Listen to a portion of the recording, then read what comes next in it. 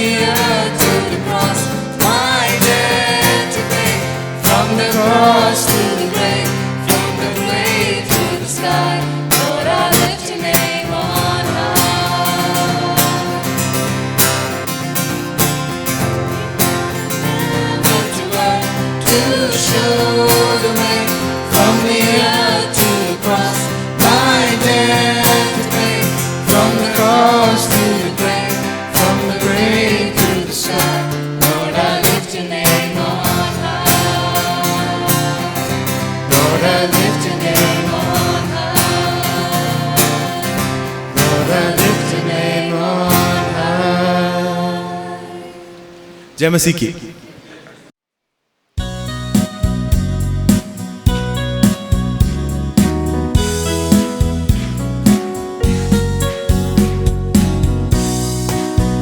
चले हो तुम खुदा के साथ, रास्ता सकरा है। खुदा का थामे रखना हाथ, रास्ता सकरा है। चले हो तुम खुदा के साथ, रास्ता सकरा है। खुदा का थामे रखना हाथ, रास्ता सकरा है। चलो चले यीशु के साथ, आओ थामे यीशु का हाथ। चलो चले यीशु के साथ, आओ थामे यीशु का हाथ। Hallelujah hallelujah hallelujah hallelujah hallelujah hallelujah hallelujah hallelujah. बहुत तेरे आएंगे, कहेंगे हम तुम्हारे हैं। खुदा की बात तुम सुनना, रास्ता सकरा है। बहुत तेरे आएंगे, कहेंगे हम तुम्हारे हैं। खुदा की बात तुम सुनना, रास्ता सकरा है। चलो चले यीशु के साथ, आओ थामे यीशु का हाथ। चलो चले यीशु के साथ, आओ थामे यीशु का हाथ। Hallelujah hallelujah hallelujah hallelujah hallelujah hallelujah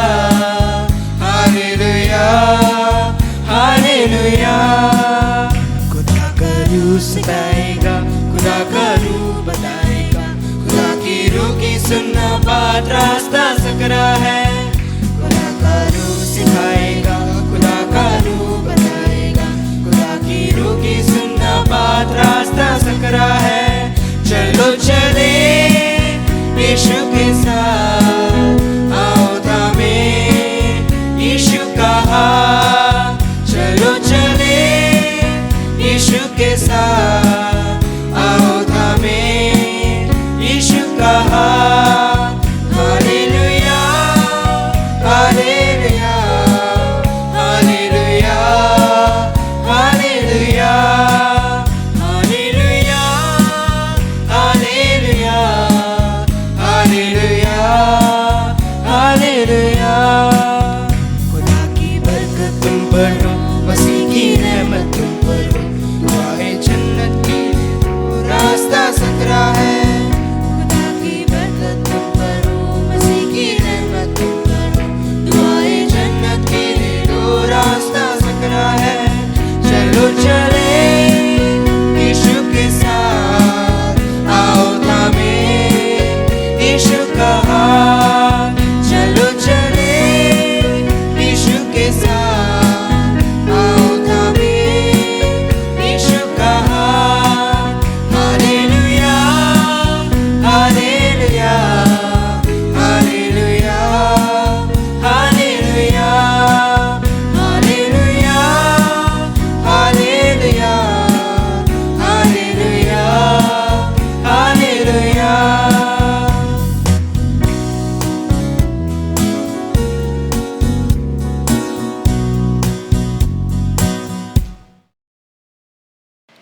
सबको जय मसीह की। How are you all doing? आप सब कैसे हैं? You're fine? Okay. Did you all sleep well? क्या आपको एक अच्छी नींद मिली Yes? Okay. Did you all eat well in the morning? और सुबह आपने अच्छा खाया भी होगा? Okay. What was for breakfast? क्या था सुबह का नाश्ते में? Puri and chana curry. Okay, I missed that. Okay. All right. So we will continue our theme on discipleship. तो हम अपने उस थीम को, उस विषय को, उस विषय में को बनाए रखेंगे, शिष्यत्व को। Thus far, we've finished about 3 sessions on the topic. और हमने पिछली बार 3 सेशन इस विषय पर लिए हैं। The first one was the demands of discipleship. और पहला था कि शिष्यत्व के लिए मांग क्या है। Number 2 was the disciple as an instrument in the hands of God. कि एक शिष्य जो है वो परमेश्वर के हाथ में एक इंस्ट्रूमेंट के समान है। Yesterday, last night, we looked at the disciple and his life of faith. और हमने देखा एक शिष्य और उसका विश्वासी जीवन। This morning, I'm going to talk to you about how a disciple ought to serve the Lord. और अब आज हम देखेंगे कि कैसे इस शिष्य को प्रभु की सेवा करनी चाहिए। How a disciple ought to serve the Lord. ये प्रभु की सेवा एक शिष्य को किस प्रकार करनी चाहिए। And for that, turn with me to 1 Thessalonians chapter 2. और इसके लिए आप मेरे साथ निकालें पहला थिस्सलुनीकियों उसका 2 अध्याय। 1 Thessalonians chapter 2, verses 1 through 8. पहला थिस्सलुनीकियों उसका 2 अध्याय, उसको उसका पहले पद से लेकर 8वें पद तक हम पढ़ेंगे। I will request Brother Pradeep to read that for us, and then we will look at it verse by verse. तो आप सब के लिए मैं यहाँ पर पढ़ता हूँ, कृपया अपनी अपनी बाइबल में भी आप ध्यान देते रहें। पहला थिस्सलुनीकियों उसका 2 अध्याय उसका पहले पद से। हे भाइयों, तुम आप ही जानते हो कि हमारा तुम्हारे पास आना व्यर्थ न हुआ, वरन तुम अपने आप ही जानते हो कि पहले फिलिप्पी में दुख उठाने और उपद्रव सहने पर भी हमारे परमेश्वर ने हमें ऐसा साहस दिया कि हम परमेश्वर का सुसमाचार भारी विरोधों के होते हुए भी तुम्हें सुनाएं, क्योंकि हमारा उपदेश न भ्रम से है और न अशुद्धता से और न छल के साथ है, पर जैसा परमेश्वर ने हमें योग्य ठहराकर सुसमाचार सौंपा, हम वैसा ही वर्णन करते हैं, और इसमें मनुष्यों को नहीं परंतु परमेश्वर को जो हमारे मन को जांचता है प्रसन्न करते हैं। क्योंकि तुम जानते हो कि हम न तो कभी चापलूसी की बातें किया करते थे, न लोभ के लिए बहाना करते थे, परमेश्वर गवाह है, और यद्यपि हम मसीह के प्रेरित होने के कारण तुम पर बोझ डाल सकते थे, तो भी हम मनुष्यों से आदर नहीं चाहते थे, न तुमसे और न और किसी से, परंतु जिस तरह माता अपने बालकों का पालन पोषण करती है, वैसे ही हमने भी तुम्हारे बीच में रहकर कोमलता दिखाई है, और वैसे ही हम तुम्हारी लालसा करते हुए न केवल परमेश्वर का सुसमाचार पर अपना अपना प्राण भी तुम्हारे लिए देने को तैयार थे, इसलिए कि तुम हमारे प्रिय हो गए थे। Okay, thank you, brother. There was a huge building. एक बड़ा भव्य इमारत वहाँ थी, It belonged to a very wealthy man, और ये जो इमारत था वो एक धनी व्यक्ति का संपत्ति था, and there was a lot of money in that. और उसमें बहुत सारा धन रखा हुआ था। But the wealthy man lived in another country. लेकिन ये जो धनवान पुरुष था वो किसी और देश में रहता था, So he built a huge, gigantic wall around it to protect the money inside the house. तो उसने एक बहुत भारी दीवार उसके चारों तरफ बना दी ताकि उसमें जो रखा हुआ पैसा है वो सुरक्षित रहे। It's a huge wall, और वो बहुत बड़ी दीवार थी, impenetrable wall. और ऐसी दीवार जिसको कोई भेद नहीं सकता था। So he was sleeping in peace in another country. और वो किसी और देश में बड़े आराम से सो रहा था, But all of a sudden, he got news that some money got stolen. और अचानक से उसको ये खबर मिली कि जो उसका पैसा रखा हुआ था वो चुरा लिया गया है। But the wall was all intact. लेकिन देखा गया तो वो दीवार जो है वैसी की वैसी ही है। How did that happen? फिर कैसे ये हुआ है? And they found out that the watchman there took bribe and let some people in. और उन्हें पता चला कि जो चौकीदार को वहां रखा गया था उसने किसी से घूस ली और कुछ लोगों को उसके अंदर आने का मौका दिया। I mentioned yesterday और मैंने पिछले दिन याद दिलाया that the desperate need today in our assemblies is not for gifted people. कि हमारी सभाओं में ऐसे लोग नहीं चाहिए जो बहुत प्रतिभाशाली हैं, वरदान से भरे हुए It हैं। is not for talented people. ऐसे लोग नहीं जो प्रतिभा से भरे हुए हैं। The desperate need for today is for people of integrity. अब कलीसियाओं में, सभाओं में ऐसे लोग चाहिए जो ईमानदार हैं, People who are faithful.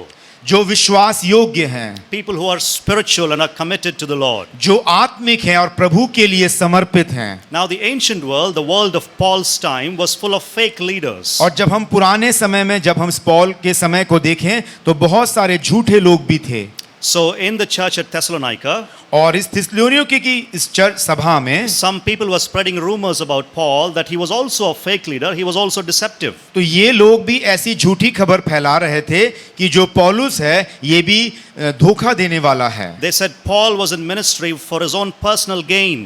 क्योंकि ये जो पौलुस है, ये जो सेवकाई कर रहा है, ये खुद की भलाई के लिए कर रहा है। He is ministering for his own power and prestige and money. वो खुद के सम्मान के लिए और पैसों के लिए इस प्रकार की सभा चला रहा है। So Paul is responding to them here in this passage. और इस हिस्से को, इसी बात को इंगित करता हुआ पौलुस बताता है, He is responding to them. और ये उनको जवाब में कह रहा है। And this passage gives us some valuable information and insights about how we as disciples should serve the Lord. तो ये हिस्सा हमको बताता है कि कैसे एक शिष्य को परमेश्वर की सेवकाई करनी चाहिए, How we should serve the Lord and build up our assemblies. और हम कैसे परमेश्वर की सेवकाई करें और अपने सभा को बढ़ाएं। In other words, Paul is giving us a vision for ministry for today. तो हम दूसरे शब्दों में इस प्रकार से कहते हैं कि पौलुस इस सभा के लिए एक दर्शन को हमारे सम्मुख में रख रहा A है। vision for ministry for today. अब आजकल की सेवकाई के लिए एक दर्शन को हमारे सम्मुख रख रहा है। Let me give you a little bit of a background here. और इसकी संदर्भ को मैं आपके सामने रखता हूं। Turn with me to Acts chapter 17. आप मेरे साथ निकालें प्रेरितों के काम उसका 17 अध्याय। So the apostle Paul visited Thessalonica on his second missionary journey. तो यहाँ हम पाते हैं कि पौलुस अपनी दूसरी मिशनरी यात्रा में थिस्सलुनीके में पहुंचता है। So Acts chapter 17 verses 1 through 9, it और- tells the story of how the church there was founded. और वो बताता है कि 17 अध्याय के पहले पद से आगे की तरफ देखते हैं कि ये कलीसिया किस प्रकार से स्थापित की गई थी। Have you all turned there? क्या आपने उन पन्नों को खोल लिया है? Yes? Okay. Acts chapter 17 verses 1 through 9. प्रेरितों के काम 17 अध्याय पहले पद से 9वें पद तक।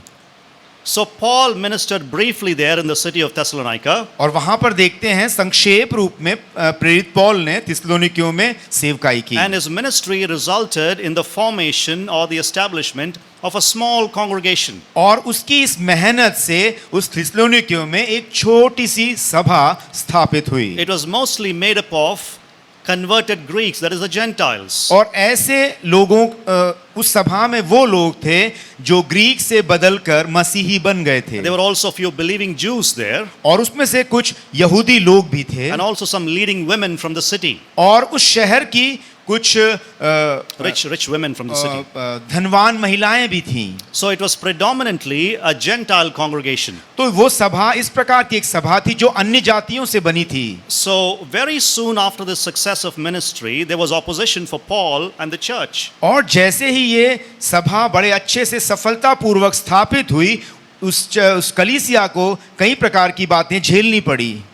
Opposition for Paul. कई प्रकार का विरोध पौलुस को उस कारण से झेलना पड़ा। And the Jews were jealous of Paul's influence in the city. और पौलुस के उस प्रभाव को जो शहर में पड़ रहा था, ये यहूदी लोग उससे जलन रखने लगे। So they recruited a gang of thugs and they started a riot in the city. तो उन्होंने ऐसे चोर लोगों को उस शहर में इकट्ठा किया और शहर में भेज दिया। And this opposition forced Paul and his companions to leave the city abruptly.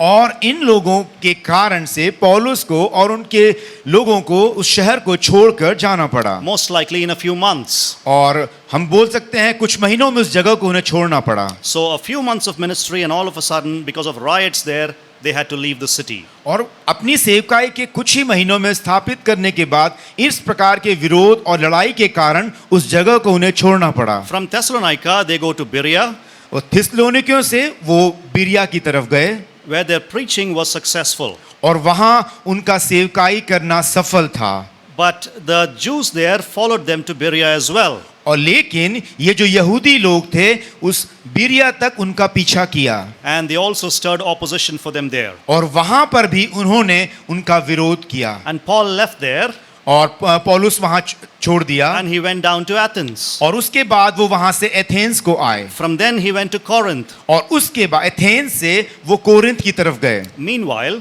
और इस दौरान Paul sent Timothy back to Thessalonica. पौलुस ने तिमुथी को थिस्सलुनीकियों में भेजा To make sure that everything is all right with the church. ताकि ये देख ले कि इस कलीसिया में सब कुछ ठीक चल रहा है Because कि of his नहीं। love and concern for the church at Thessalonica. क्योंकि उसका प्यार उस कलीसिया थिस्सलुनीकी की कलीसिया के लिए था। Now Timothy brings good news to Paul. और तिमोथी एक अच्छी खबर को थिस्सलुनीकियों से पौलुस के पास लेकर आता है About the church, उस कलीसिया के बारे में, saying that they're growing in faith and love. और वो कहता है कि थिस्सलुनीकी की कलीसिया विश्वास और प्रेम में बढ़ रही है। They are very loyal and steadfast under persecution. और उस विरोध के बावजूद भी वो विश्वास योग्य हैं। But he comes and says, Paul, there is one bad news. लेकिन जब वो आकर कहता है कि पौलुस एक बुरी खबर भी है People in the church are criticizing you. कि उस कलीसिया के लोग आपका विरोध कर रहे हैं। Some of the Jewish people are instigating that criticism. और कुछ यहूदी लोग उस चीज को बढ़ावा भी दे रहे हैं। So in this letter that we call as First Thessalonians, तो ये जो पत्री जिसको हम पहला थिस्सलुनीकियों कहते हैं, the apostle is respond to the information that he received from Timothy. तो तिमोथी से जो समाचार उनको मिला था उसका जवाब वो इस हिस्से में दे रहे हैं। It is one of the earliest letters written by Paul. और यह पौलुस के द्वारा लिखे गए पहले पत्रियों में से एक है। It was written as early as 50 AD. और इसको यदि हम देखें तो ये 15 ईस्वी में लिखा गया हो, 50 ईस्वी में लिखा गया, which is about 17 years after the ascension of the Lord Jesus और Christ. ये करीब प्रभु यीशु मसीह के स्वर्गारोहण के 17 साल बाद था। Okay, so early it is in the early church. और ये बहुत शुरुआती चर्चों में ये था। Now during his ministry with the Thessalonians, और थिस्सलुनीकियों के बीच की इस सेवकाई के बीच में Paul had taught them about the rapture. और पौलुस ने प्रभु यीशु मसीह के The rapture of the church. जो कलीसिया के उठा लिए जाने के बारे में बता रहा था। He taught them about it. और उसके बारे में उनको सिखाया He also taught them about the end times. और उन्होंने अंत के दिनों के बारे में उनको सिखाया. And so every chapter in this letter has at least one mention of the return of the Lord Jesus Christ. तो आप देख सकते हैं इस पत्री के हर एक अध्याय में एक पद ऐसा मिलेगा जो प्रभु यीशु मसीह के आगमन को बताता है. Every chapter talks about the return of the Lord Jesus Christ. हर एक अध्याय प्रभु यीशु मसीह के लौटने के बारे में बताता है. So the First Thessalonians letter has तो- much to talk about the return. तो जो पहला थिस्सलुनीकियों है वो प्रभु यीशु मसीह के आगमन के बारे में बहुत कुछ बताता है. And so it must be interpreted in that light. तो हमें उसी प्रकाशन में इस पत्री को समझना पड़ेगा. So let me ask this question here. मैं एक सवाल में यहाँ पर मैं आपके सामने रखना How चाहता should हूँ a disciple serve the Lord in light of his imminent return? कि प्रभु यीशु मसीह के आगमन के उस प्रकाशन में शिष्यों को कैसे सेवकाई करनी चाहिए. How should a disciple serve the Lord in light of the Lord's imminent return? उस प्रभु यीशु मसीह के लौटने के प्रकाशन में एक शिष्य किस प्रकार से सेवकाई करे. Or या how do I need to serve the Lord so that the people around me would know that I'm really looking forward to the return of the Lord Jesus Christ? या मेरे द्वारा लोग कैसे पहुंचाएंगे कि मैं भी प्रभु यीशु मसीह के आगमन का इंतजार कर रहा हूं. How should a disciple serve the Lord? कि कैसे एक शिष्य को सेवकाई करनी है. Especially given the fact that the Lord could return any moment. और ये बात को जानते हुए कि प्रभु कभी भी लौट कर आ सकते हैं. Now you may be asking this question, आप भी ये सवाल यहाँ पर रख सकते हैं Brother Revant, I'm not a ministry leader. कि ब्रदर रेवंत मैं तो कलीसिया नहीं चलाता हूँ. How does this passage apply to me? तो ये जो हिस्सा है वो मुझ पर कैसे लागू होता But I है. want to remind you this. पर मैं आपको एक बात याद दिलाना चाहता हूँ. Every believer is in ministry. हर एक विश्वासी एक सेवक है. You and I must minister and serve the church in whatever capacity the Lord has called us to serve the church in. मुझे और आपको जो क्षमता प्रभु ने दी है सभा के लिए लगा देनी है. So today's passage will reveal to us तो आज का ये हिस्सा हमको बताता है 3 characteristics that a genuine disciple needs to have. 3 बातें जो एक सही शिष्य में होनी चाहिए. A genuine disciple who likes to serve the Lord needs to have, एक सच्चा विश्वासी जिसके जीवन में ये बातें होनी चाहिए. especially in light of the Lord's imminent return. खासकर प्रभु यीशु मसीह के आगमन के उस प्रकाश में. So the first thing you will see is एक बात जो पहली बात जो आप यहाँ देखेंगे that is in verses 1 and 2.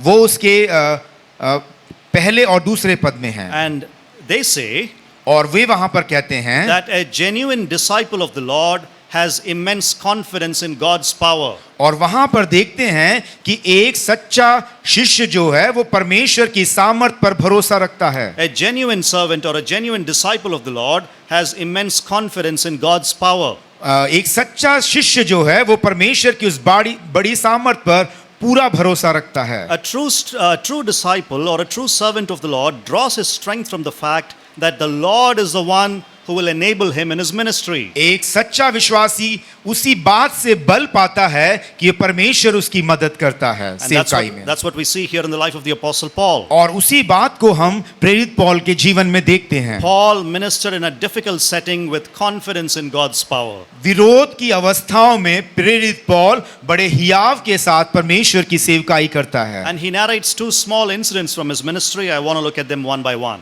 वो 2 बातों को अपनी सेवकाई के दौरान बताता है जिसे हम एक एक करके देखेंगे. Firstly, पहला Paul suffered much before he came to Thessalonica.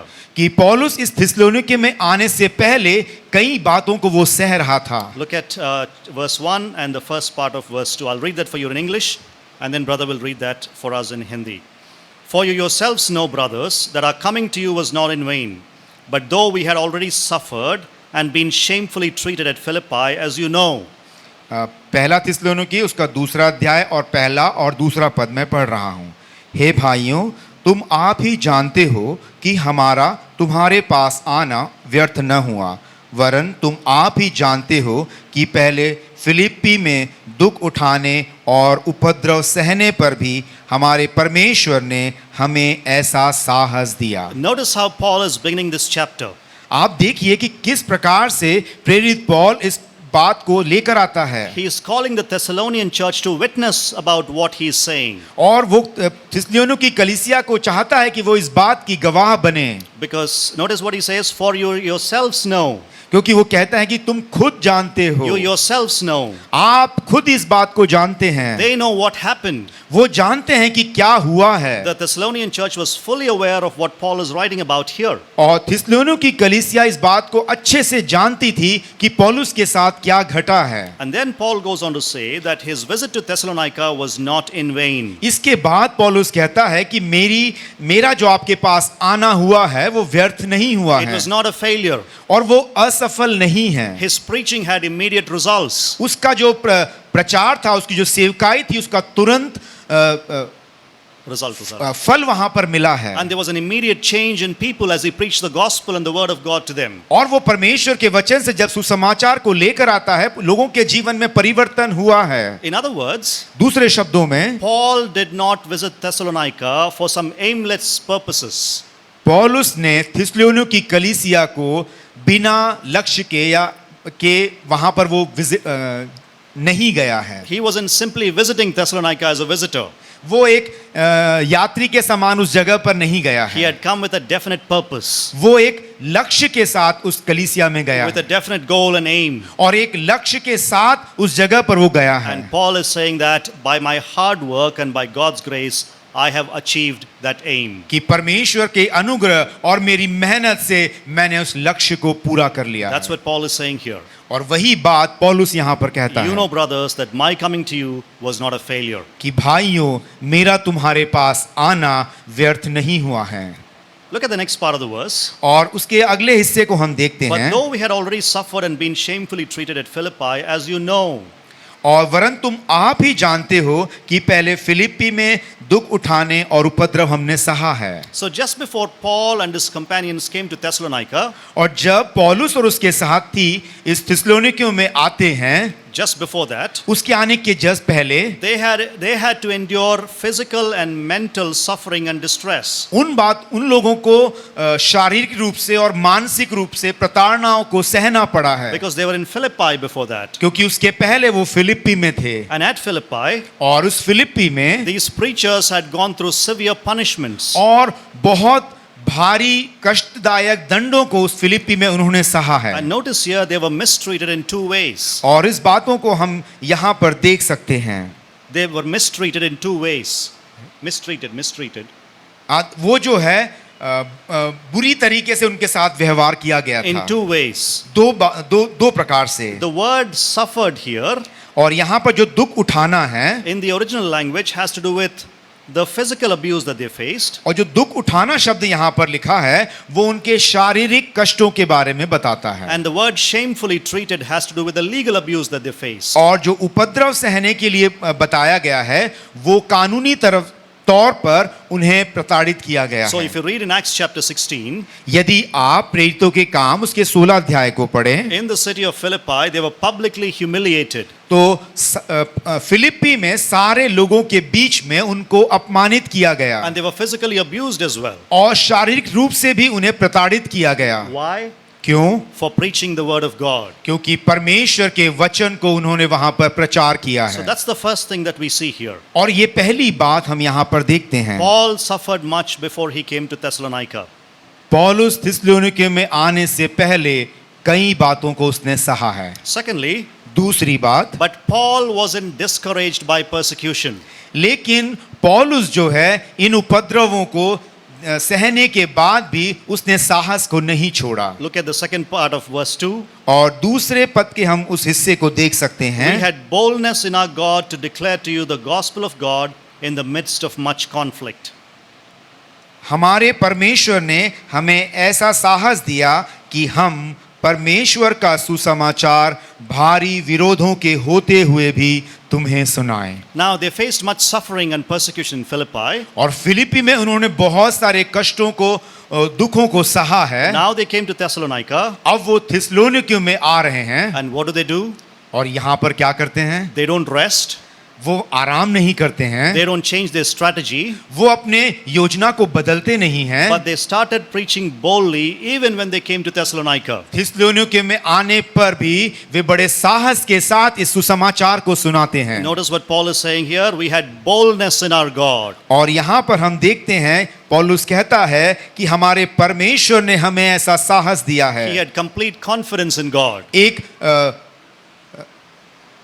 एक आत्मविश्वास परमेश्वर ने हमें दिया है। Paul is not merely speaking of natural courage that he would have had, वो इस बारे में नहीं कह रहा जो प्राकृतिक रूप से जो साहस हमारे अंदर होता है, but Paul is speaking about a supernatural divine enablement that the Lord gave them when they came to पर Thessalonica. वो उस साहस के बारे में कहता है जिसे परमेश्वर ने उसके अंदर प्रज्वलित किया है। Now in Thessalonica, as in Philippi, there was strong opposition. और जैसा फिलिप्पी में था वैसा ही विरोध थिस्सलुनीके में भी पौलुस को सहना पड़ा, And yet with confidence in God's power, लेकिन परमेश्वर के उस ताकत पर भरोसा रखते हुए they proclaimed the gospel of God. उन्होंने परमेश्वर के सुसमाचार को प्रचार किया। So how do we apply this to our own lives? तो कैसे हम इस बात को अपने जीवन में लागू कर सकते हैं? Listen please. आप उसे ध्यान से सुने। We must always serve the Lord with confidence in God's power. हमेशा हमें परमेश्वर की ताकत पर भरोसा रखते हुए सेवकाई करनी है। We must always minister with confidence in God's power. परमेश्वर की सामर्थ पर भरोसा रखते हुए हमें सेवकाई करनी है। Brothers and sisters, मेरे भाई और बहनों, when we continue to serve faithfully in spite of the persecution and opposition, जब हम विश्वास के साथ परमेश्वर की सेवकाई करते हैं, चाहे विरोध सहना पड़े, in spite of the difficult circumstances, चाहे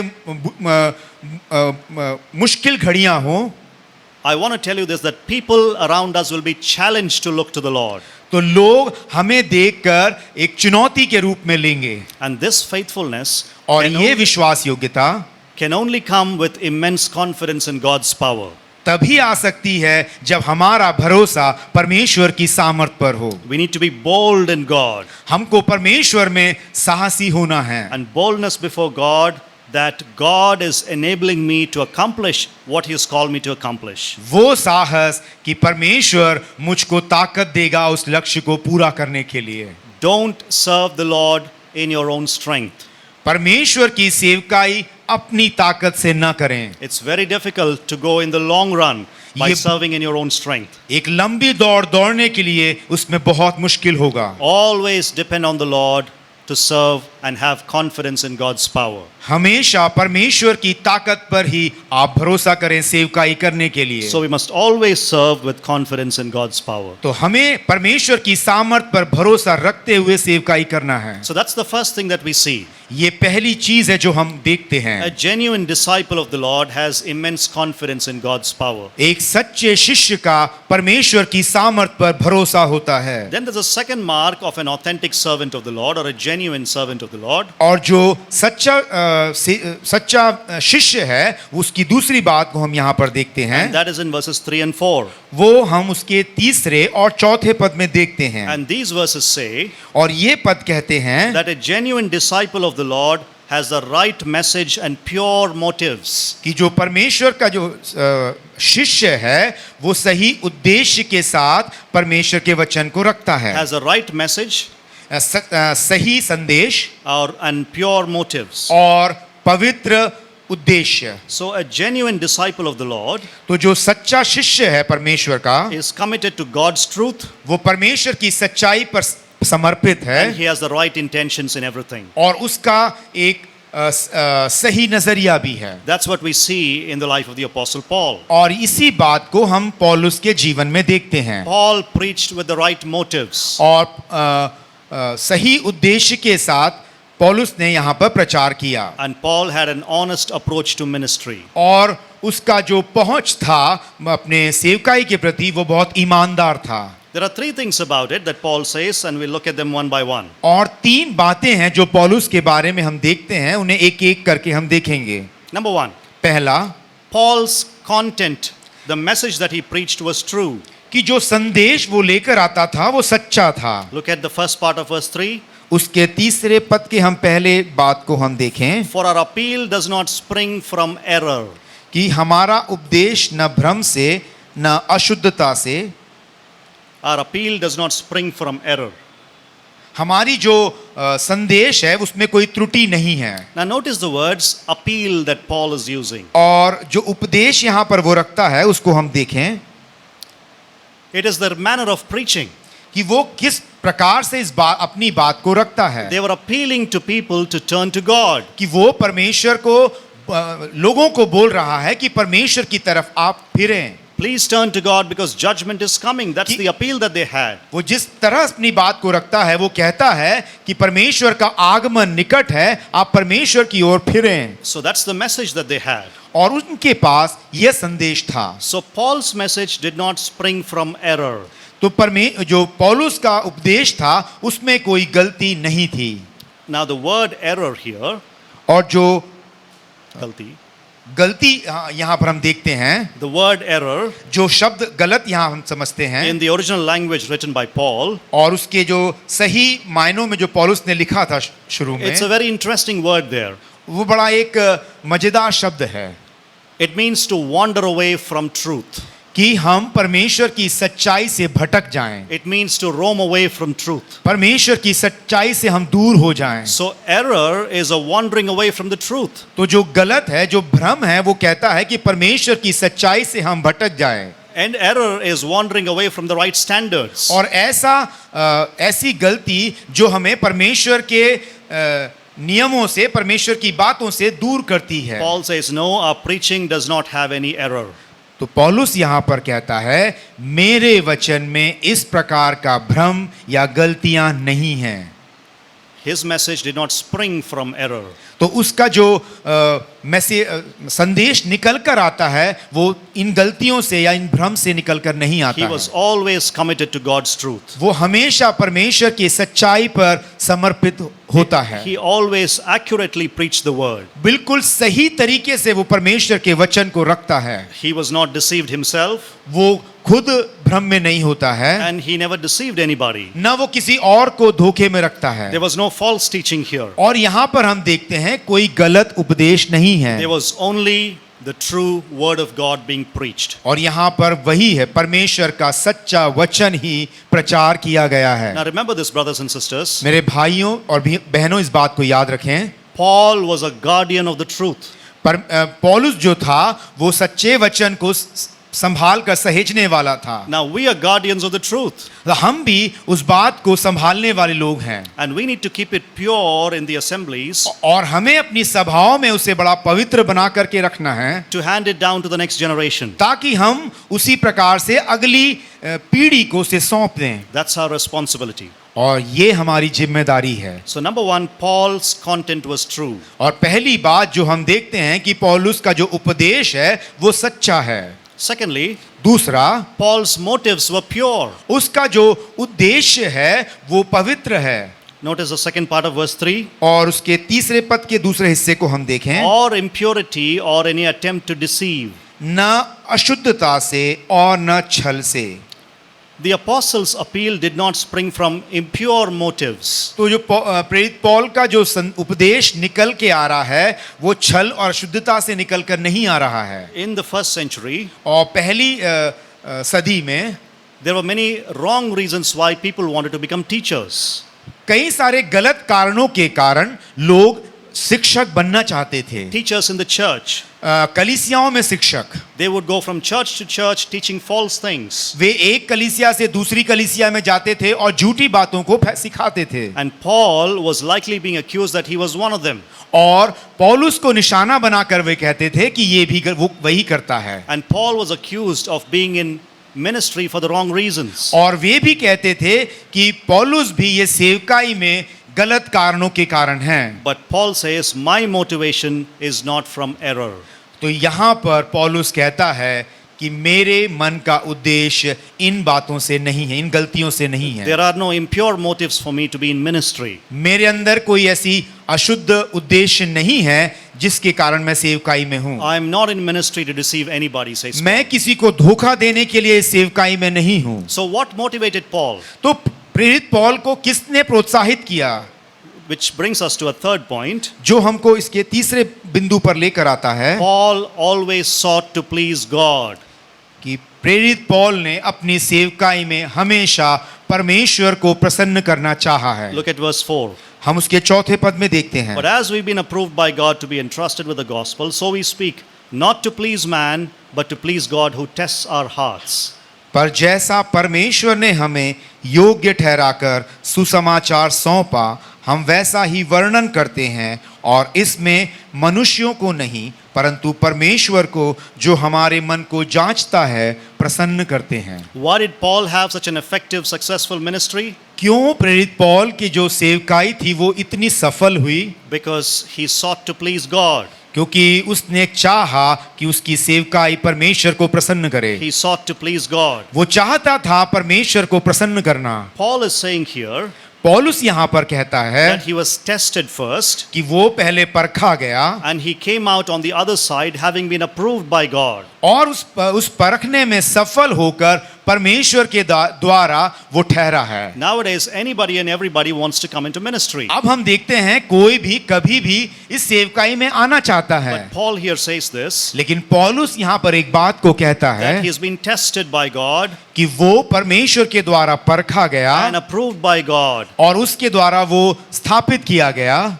He's been trusted with this service of the gospel. और वो उस भरोसे के साथ इस सेवकाई में आया। It is out of this situation that he continues in ministry. और इसी परिस्थिति के कारण वो अपनी सेवकाई को जारी किए हुए And हैं। notice what he says next. और आप ध्यान दीजिएगा अगला वो क्या कहते He हैं is saying that his message did not originate with man or himself. कि उसका जो संदेश है वो खुद से या मनुष्यों से प्रेरित होकर नहीं निकला है, It originated with God. वो परमेश्वर की प्रेरणा से आया है। And that's why he is pleasing God and not man. इसीलिए वो परमेश्वर को प्रसन्न करना चाहता है, मनुष्यों को नहीं। The point is, ये बात ये है Paul was not in ministry to serve himself क्योंकि प्रेरित पौल सेवकाई में इसलिए नहीं था कि उसकी सेवा हो or to serve anybody for wrong reasons, या गलत कारणों के कारण दूसरों की सेवा करने के लिए, but he called himself a bond servant of Christ Jesus. पर वो कहता है मैं प्रभु यीशु मसीह का एक बंधुआ शिष्य हूँ, He always was in ministry to please God. और वो हमेशा सेवकाई में इसलिए रहा कि वो परमेश्वर को प्रसन्न करना चाहता था। Now listen carefully, please. आप ध्यान से इस बात को सुने। How do we apply this to our own lives? इसको हम कैसे अपने जीवन में ला सकते हैं? We need to have the highest standards of truth and integrity in our ministries. उस सच्चाई और ईमानदारी का ऊंचा स्तर हमारी सेवकाई में होना चाहिए। We need to have the highest standards of truth and integrity in our ministries. एक ऊंचा स्तर सच्चाई का हमारा उस सेवकाई में होना चाहिए। When we want to please people so badly, और जब हम लोगों को बहुत किसी भी तरह से लोगों को जब हम प्रसन्न करना चाहते हैं तब sin takes place. पाप अपना जगह लेता है, Because we often resort to wrong worldly ways to please people. क्योंकि हम गलत तरीकों को अपनाते हैं मनुष्यों को प्रसन्न करने के लिए। But when our sole goal is to please God, पर यदि हमारा एक ही उद्देश्य रहे कि हमें परमेश्वर को प्रसन्न करना है, concerns for pleasing the world does not affect us. तो जो मनुष्यों को या संसार को प्रसन्न करने वाली बातें हम पर कोई प्रभाव नहीं डालेंगी। God himself knows our hearts, और परमेश्वर खुद हमारे हृदयों को जानता है, and we are accountable to God in our ministries, और हम अपनी सेवा में जवाबदेह हैं, and he is the one that we need to please in our ministries. और वही एक है जिसे हमें अपनी सेवकाई के द्वारा प्रसन्न करना In है। every generation this needs emphasis. हर एक पीढ़ियों में इस बात पर जोर दिया जाना जरूरी है। If you're getting into ministry, you're there to please God alone. आप यदि सेवकाई में आ गए हैं तो आप सिर्फ और सिर्फ परमेश्वर को प्रसन्न करने के लिए हैं, Not for serving our own ends. ना कि आपकी खुद की बातों को पूरा करने के May we लिए। be people who honor God both with our lips and our actions. May we be people who honor God both with our lips and our actions. हम एक ऐसे शिष्य बने जो अपने होठों से और अपने जीवन के द्वारा परमेश्वर को प्रसन्न करने वाले बने। So two things we've seen so far about how a genuine disciple can serve the Lord. दो बातें हमने यहाँ पर देखी कि एक सच्चा शिष्य किस प्रकार से प्रभु की सेवा करना चाहिए। Number one, पहला, a genuine disciple of the Lord has immense confidence in God's power. कि जो सच्चा शिष्य है उसका परमेश्वर की सामर्थ पर पूरा भरोसा होता है। Number two, दूसरा, a genuine disciple of the Lord has the right message and pure motives. और जो सच्चा शिष्य है उसका उपदेश जो है वो पवित्र होता है और उद्देश्य भी सच्चा होता है। Then there's a third thing and a final thing, और तीसरी और आखिरी बात यहाँ पर है, and that is in verses 5 through 8. वो हम उसके 5वें पद से 8वें पद में पाते हैं। And these verses say और ये पद कहते हैं that a genuine disciple of the Lord has sincere methods in ministry. और ये जो शिष्य होते हैं वे सेवकाई में एक ईमानदार तरीके को अपनाते हैं। A genuine disciple of the Lord has genuine or sincere methods in ministry. और वो जो सच्चा शिष्य है वो सही तरीकों को अपनी सेवकाई में लेकर आता है। We must always ensure इस बात का हमेशा हमें ध्यान रखना है that the methods we take in ministry are sincere. कि जिन तरीकों को हम इस सेवकाई में इस्तेमाल कर रहे हैं वो बिल्कुल सही और ईमानदार हों। Because Paul dealt with the Thessalonians with honesty and utmost care. कि बहुत सावधानी से और ईमानदारी से पौलुस ने थिस्सलुनीकियों की कलीसिया में ये किया। And he lists 5 things about it, and I want to look at them one by one. और उन्होंने 5 बातों को वहां पर लिखा जिसे हम एक एक करके देखेंगे। Number 1, पहला, Paul never used flattery. और पौलुस ने जो यहाँ पर है लोग चापलूसी वाले शब्दों का इस्तेमाल नहीं किया। Look at the first part of verse 5. 5वें पद के पहले हिस्से में हम इस बात को देख सकते हैं, For we never came with words of flattery, as you know. क्योंकि तुम जानते हो कि हम न तो कभी चापलूसी की बातें किया करते थे। What is flattery? ये चापलूसी की बातें क्या है? Flattery is telling the other person what he wants to hear about himself. ये जो चापलूसी है ये इसका अर्थ ऐसा होता है कि हम लोगों को वही बात कहें जो उन्हें खुश करती हैं।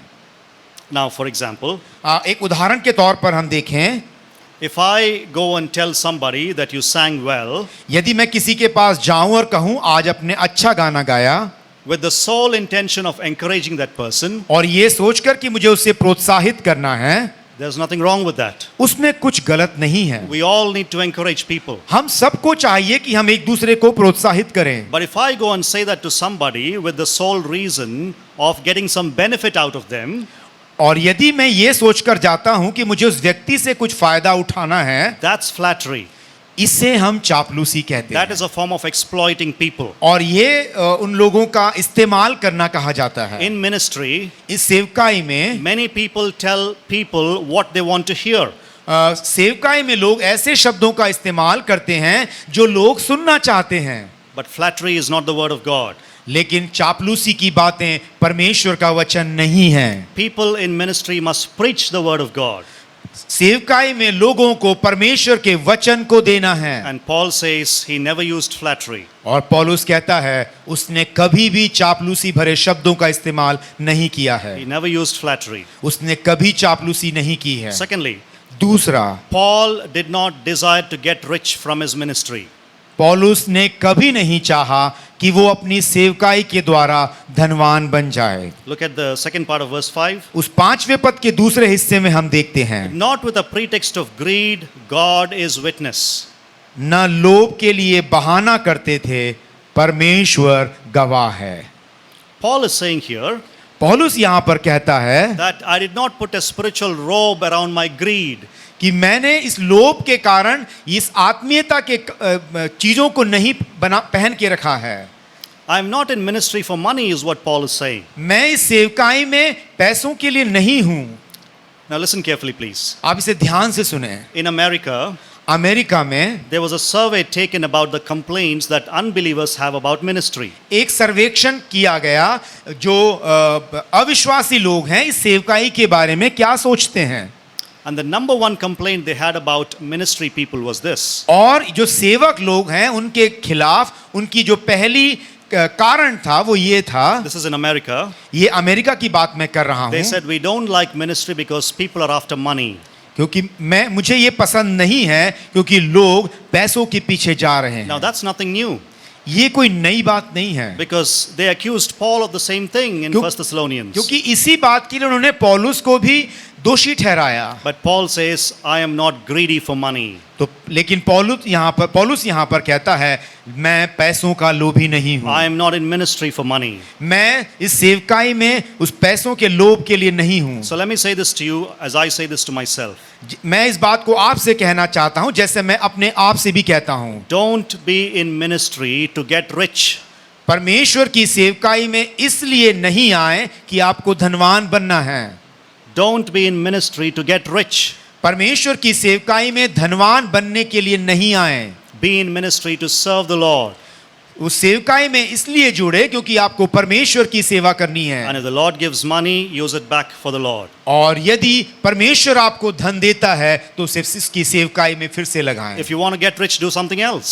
यदि आप धनवान बनना चाहते हैं तो कुछ और काम करें। Go study well, get a good job in Bangalore or Delhi. आप अच्छी पढ़ाई करें, अच्छा नौकरी लें, बैंगलोर और दिल्ली में जाकर नौकरी करें And make money, become rich. और बहुत पैसा कमाएं और धनवान हो जाएं। Or start a business or a startup एक बड़ा अच्छा बिजनेस आप शुरू कर सकते हैं and become rich. और धनवान बन सकते हैं। But don't be in ministry to get rich. लेकिन धनवान बनने के लिए इस सेवकाई में कभी न आए। Paul says, I'm not in ministry to make money. पौलुस कहता है, धनवान बनने के लिए मैं सेवा में नहीं आया हूँ। Thirdly, तीसरी बात, Paul never misused his authority. पौलुस ने अपने अधिकार को गलत तरीके से इस्तेमाल नहीं किया है। Look at verse 6. हम उसके 6ठे पद में इस बात को देखते हैं। Nor did we seek glory from people, whether from you or from others, though we could have made demands as apostles of Christ. यद्यपि हम मसीह के प्रेरित होने के कारण तुम पर बोझ डाल सकते थे, तो भी हम मनुष्यों से आदर नहीं चाहते थे, न तुमसे और न किसी और से। Notice here, Paul is saying इस बात पर आप ध्यान दें जो पौलुस यहाँ पर कह रहा है that even they recognized that Paul did not seek glory from people. कि वो भी समझ गए थे कि पौलुस जो है लोगों से सम्मान नहीं चाहता है, Paul did not look for honor. कि पौलुस जो है वो लोगों से आदर नहीं चाहता He है। didn't want to be praised by people. वो नहीं चाहता था कि लोग उसकी तारीफ करें। He always was in ministry to serve people. वो इसलिए उस सेवकाई में था कि वो लोगों की सेवा करे। Fourthly, चौथी बात, Paul was gentle and unselfish. और पौलुस जो था वो बड़ा नम्र था और Unselfish. स्वार्थी नहीं था। Look at verse 7. 7वें पद में हम इस बात को देख But सकते we were हैं। gentle among you, like a nursing mother taking care of her own children. परंतु जिस तरह माता अपने बालकों का पालन पोषण करती है, वैसे ही हमने भी तुम्हारे बीच में रहकर कोमलता दिखाई है। One of the distinguishing characteristics of mothers एक बात जो माताओं को लोगों से अलग करती है is that they are gentle, especially with their children. कि वो कोमल है, खासकर अपने बच्चों के लिए। Now, when we think of the Apostle Paul, जब हम उस पौलुस के बारे में सोचते हैं, we have a different picture in mind. एक अलग चित्र हम अपना उसके लिए बनाते हैं। We think of the word strong, हम सोचते होंगे कि वो बहुत ताकतवर होगा, confident, बड़ा साहसी होगा, moving forward all the time. हमेशा आगे बढ़ने वाला हो। But look at the description he gives about himself here. लेकिन जो वर्णन उसके बारे में किया गया है उसको हम यहाँ पर देखते हैं He was gentle. कि वो कोमल है, He was gentle with people. वो लोगों के साथ कोमल व्यवहार करता है। Today in the world outside, आज हम इस बाहरी दुनिया में देखते हैं, especially in the IT industry, खासकर ये जो आईटी की कंपनियां हैं, gentleness is not a characteristic that's respected much.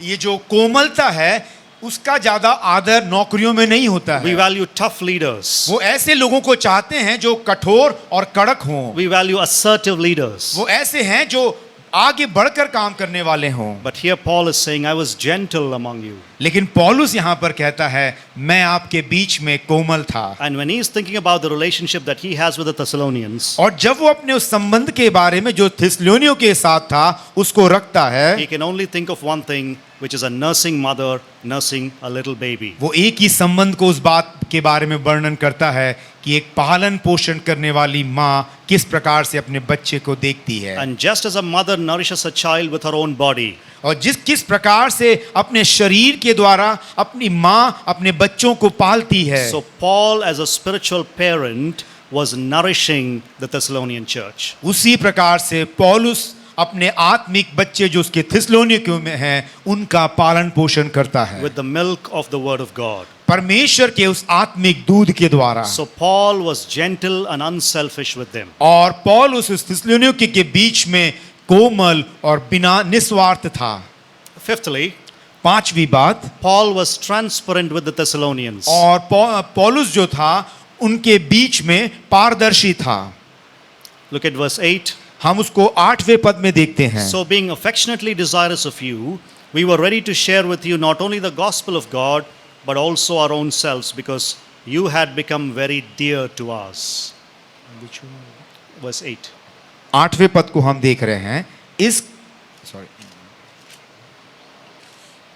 2:8. वैसे ही हम तुम्हारी लालसा करते हुए न केवल परमेश्वर का सुसमाचार पर अपना अपना प्राण भी तुम्हारे लिए देने को तैयार थे, इसलिए कि तुम हमारे प्रिय हो गए थे। Now Paul gave himself, not just his message to the Thessalonians. यहाँ पर हम देखते हैं पौलुस न केवल संदेश को देता है लेकिन अपने आप को थिस्सलुनीकियों के लिए दे देता है। Not for personal gain, खुद के लाभ के लिए नहीं, but because he loved them.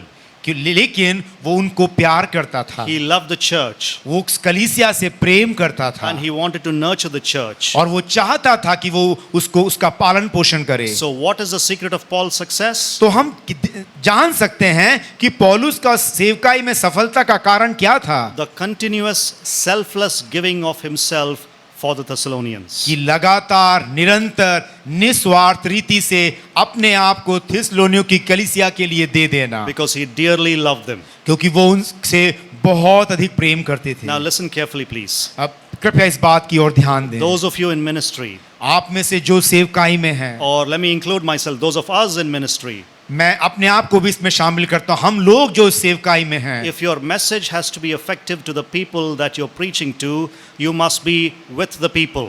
आप यदि चाहते हैं कि आपका संदेश लोगों को प्रभावित करे तो आपको उन लोगों के साथ जुड़ना होगा। If you stay away from the people यदि आप उनसे अलग होकर रहेंगे तो and only come once in a while just to preach, और कभी एक आध बार उनके पास जाएंगे प्रचार करने के लिए, your message will not be effective.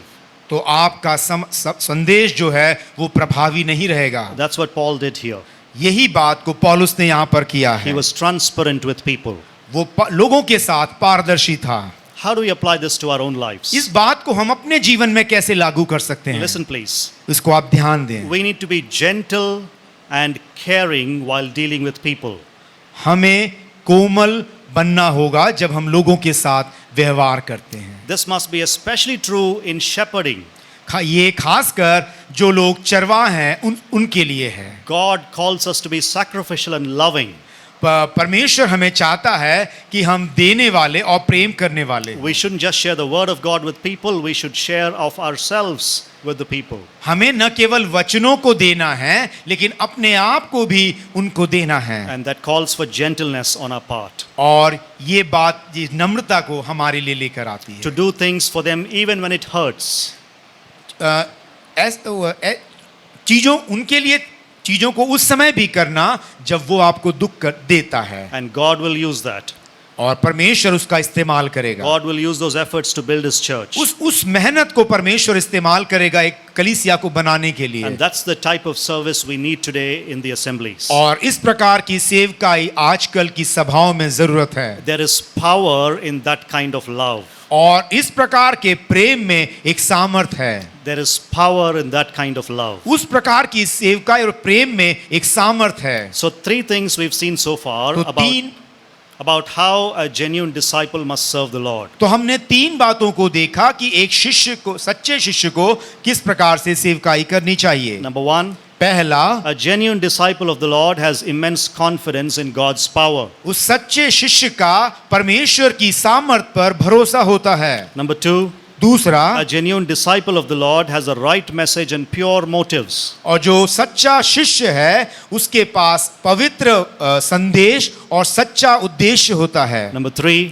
तीसरा, a genuine disciple of the Lord has sincere methods in ministry. और जो सच्चा शिष्य है वो उसके पास एक ईमानदार तरीका होता है सेवकाई के लिए।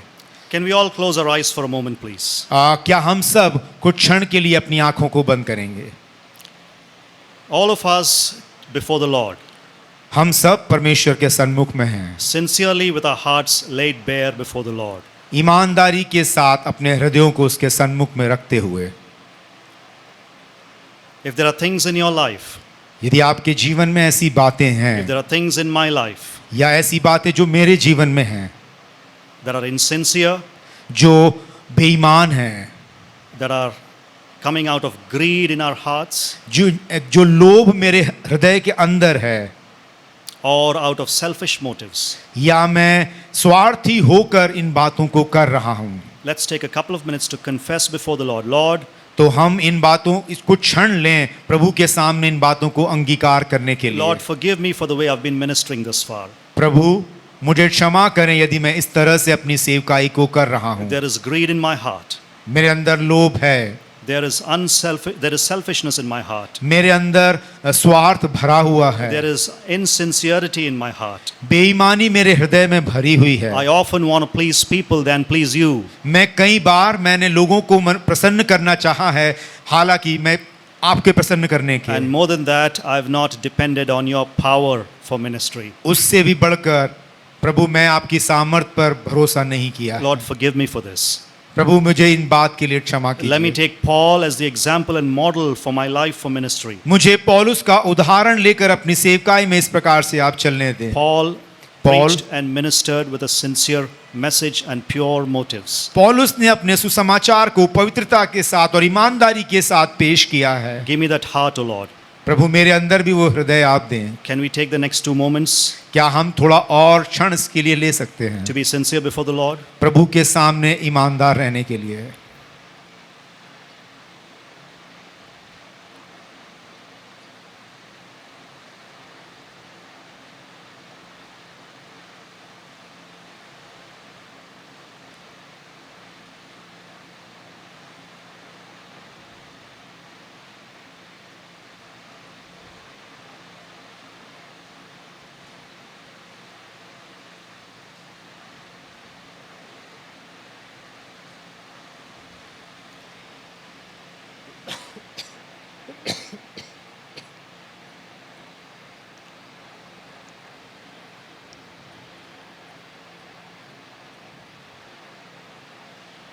In Jesus' name, amen. प्रभु यीशु मसीह के नाम में आमीन। Thank you, brother.